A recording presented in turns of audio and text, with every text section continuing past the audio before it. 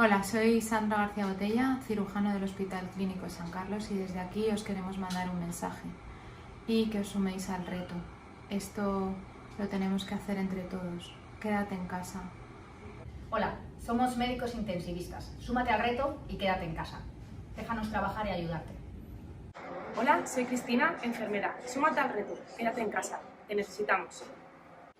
Buenas, soy médico, soy Resi y yo también me sumo al reto de quédate en casa. Quédate en casa y ayúdanos con esta situación.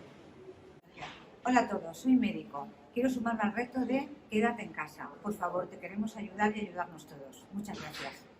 Hola, somos enfermeras de la UCI. Súmate al reto, quédate en casa, no colapses el sistema.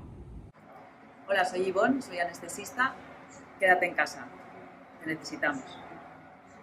Hola, somos hematólogas. Súmate al reto. Quédate en casa, trabajamos por ti.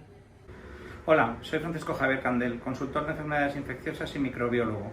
Súmate al reto, quédate en casa, es por el bien de todos. Soy Julio Mayón. Únete al reto y quédate en casa.